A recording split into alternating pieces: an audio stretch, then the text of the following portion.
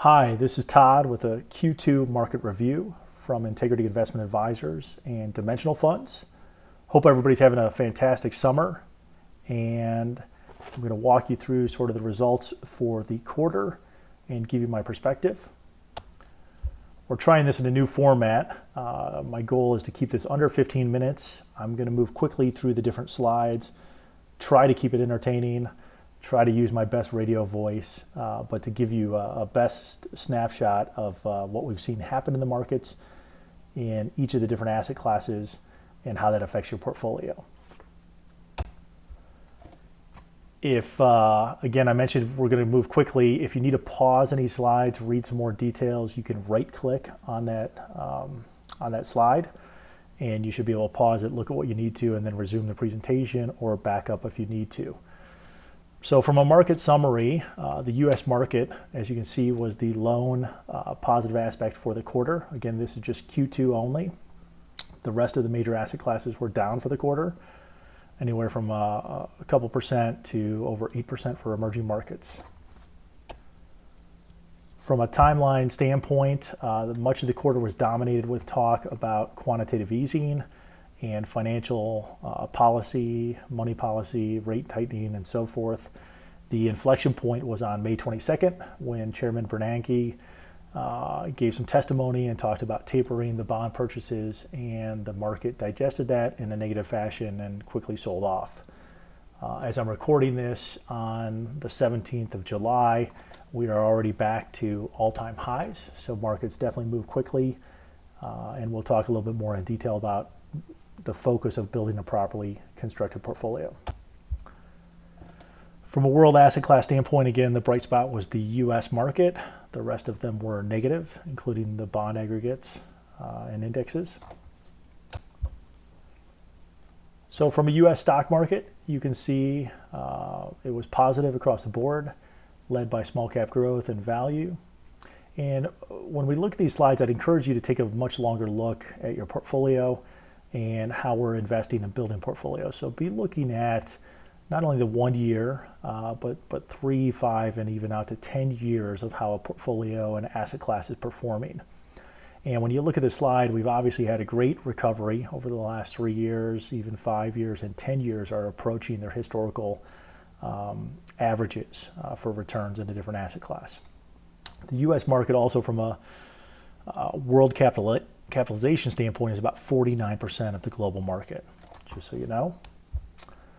When it comes to international markets, they were down across the board, anywhere from 1.26% to over 3.5%, close to 3.5%. Certainly the emerging markets certainly the international markets have had a tougher recovery. Europe and so forth, with their policy and spending habits. As you can see, the 5 years are slightly negative in some cases. And again, just a tougher time recovering from the last recession. Emerging markets. It was a tough quarter for emerging markets. There's obviously a lot of volatility in emerging markets, high growth with China and Pacific Rim countries. At the end of June, the emerging market index was trading about a 31% discount compared to U.S. markets. So that's based on price earnings and other aspects, but about a 31% discount to the U.S. market. So again, a lot of volatility, but if you look at over longer periods of time, the emerging markets are a great diversifier, a great source of high growth, and have very good 10-year returns. And certainly we want part of our portfolio in emerging markets, which we have. I'm not going to spend a lot of time on this slide, but this slide shows individual country performance around the world. As I mentioned before, the U.S. right here returned about 2.69% for the quarter. A lot of red numbers on the page, and we do definitely build, globally diversified portfolios. Real estate investment trusts. REITs are an excellent diversifier for the portfolio. As you can see, REITs for the quarter were down about 1.29%, down about 8.3% on a global basis, excluding the U.S. But if you look at longer periods of time, the 3, 5, and 10-year averages, very good returns, very good diversifier, excellent source of dividend income and a key component of our portfolios. Commodities. We don't build portfolios typically with commodity exposure other than in the companies we own on a global basis make things. They have to buy commodities for their production schedules, and sometimes they hedge those, sometimes they don't. But this gives you an idea of what commodities did for the quarter.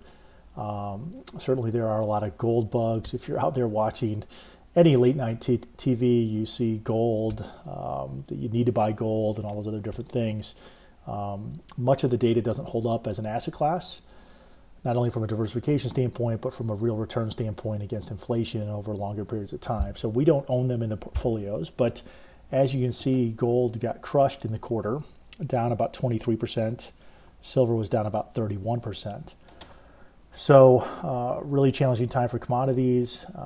And even if you look at over the 5-year period, a commodity basket was down about 11% per year for the last 5 years, and 10 years only positive about 2.3%, 2.4%, which is around the pace of inflation. So that's just an idea of what commodities have done, and specifically gold and silver.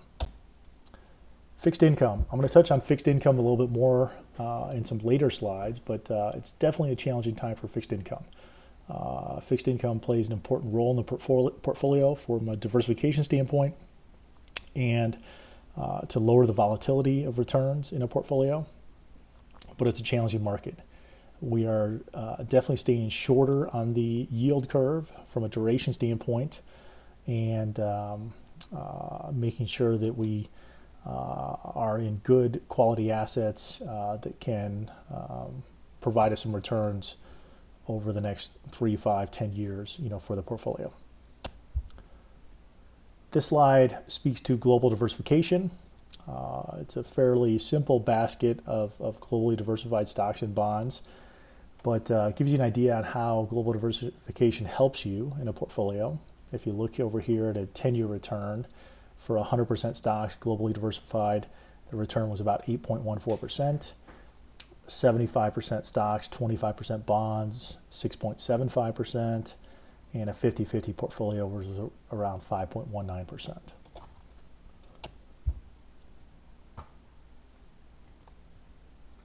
Okay, this slide talks a little bit, I would encourage you maybe to pause it so you can read it, but about the art of letting go.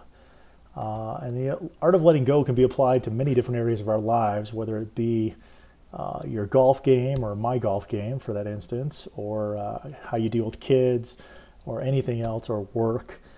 In many areas, it is good to let go and to not be constantly monitoring what you need to monitor and micromanaging what you need to. It's especially true, certainly with investments.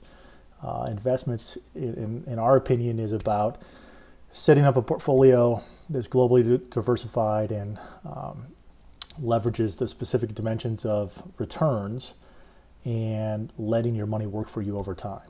Setting goals, saving appropriately, dollar cost averaging into your 401k and your taxable accounts, and letting your money work for you and letting compounding work for you over time. So good article to take a look at. Maybe it can help you not only with how you look at your portfolio, but with your kids or your golf game or your boss at work. Okay, so a couple different slides here I'm going to continue to go through, but I think these are important. So if you've dozed off a little bit, these might be good for you to understand. These slides right here talks, again, I mentioned before, we've had a very good first half of the year. The markets are up anywhere from 14 to 16% or so in 2013. And we've had a really good recovery, okay? So since the market lows, which were back in 2009, you can see large cap, this is the S&P 500, is up about 160% from the lows. And mid and small cap are up over 200%. If you go back to the previous high, which was October of 2007, the S&P 500 is up about 16.5%, and mid and small cap are up in the mid-20s. So what this really speaks to is, the way we build portfolios, the science of how we build portfolios is working. Building a portfolio with tilts towards value and small cap and direct profitability, which gets into some of the growth components, is working. We've had a great return up to this point, and it continues to thrive. Where do markets go from here? We don't know. Okay, so if you look here, this was the old high back in 2007, and we had a huge recession, down about 57% to the lows, and we have come back in a rather rapid fashion, despite high unemployment and gridlock in Washington and all sorts of other things. The market today, as I'm recording this, is about 1690 or so, so up even a little bit from this point. So we've come up in a rapid fashion. We can continue to climb, obviously, for a long period of time, and we can also, and I probably expect at some point in time, we are going to have future recessions. So for markets to continue to rise, it typically happens in a couple different ways. It happens with earnings increasing from the S&P 500 is what we're looking at here, or what they call PE expansion. So if we're around a 1700, 1680 level today, we typically, for markets to rise, either need to have some better increased earnings, which have been at record highs from the corporate America, or some PE expansion from that standpoint. And as a reminder, this slide shows, again, the S&P 500 over a 33 or so year period. These pinkish dots down here are how much within this calendar year the S&P 500 traded off. So here in 2013, we were up at the end of the first half about 13%. At one point in time during the first half, the market traded off down about 6% or so. Typically in other years, you've seen the market trade off 10+%, 19%, 16%, 28%.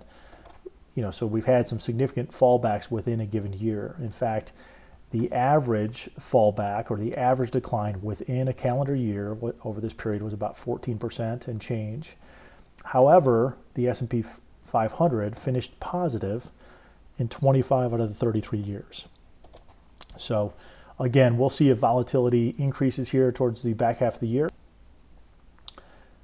As a reminder, recessions do happen on a fairly regular basis. So we've had a great recovery. This slide talks to some previous recessions. Up here is the Great Depression. Huge loss, long period of time, 83% loss, 151 months to recover, so a very long period of time. But when you look at the other recessions, sort of the run-of-the-mill recessions, even the last two recessions are down here, substantial losses, 44% and 50%. These recessions have been typically shorter in duration as far as the downturn goes, and the average loss was about 24.5%. That does not include the Great Depression. And then when you look at the average recovery, was about 15 months to get back to the old all-time highs. So certainly markets move up and down over time, and I think the key is to make sure, again, you have a properly constructed portfolio that focuses on the asset classes and tilts towards value, small cap, and direct profitability. And then you continue to save, you continue to focus on your goals, you continue to add to your 401k and other savings types of programs, and let your money work for you over time. And enjoy the summer with your family and friends. Continue to work on your golf game and so forth. We talked earlier a little bit about the role of bonds in the portfolio. So again, this is over an 80-some year period. The blue line is the market decline in stocks. So these are years the stock S&P 500 lost money. And what you find is over these 80-some years is bonds, 91% of the time, provided a positive return when stocks did poorly.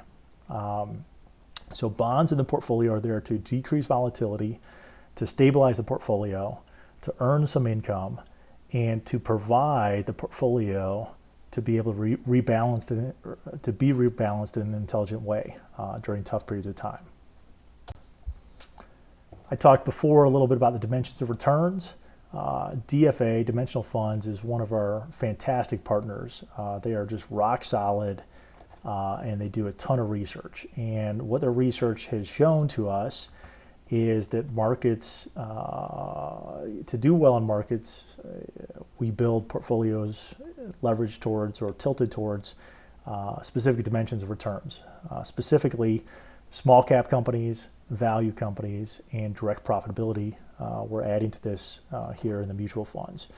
So then this gets into a little bit the growth component here with the direct profitability. So again, you see these dimensions of returns provided higher expected returns over long, say 5 and 10 year rolling periods. Thank you for your time. Just about 15 minutes. If you need more information, please contact us. If you know anybody else that might be able to benefit from what we do, please send them our way. Enjoy the rest of your summer, and thank you for watching.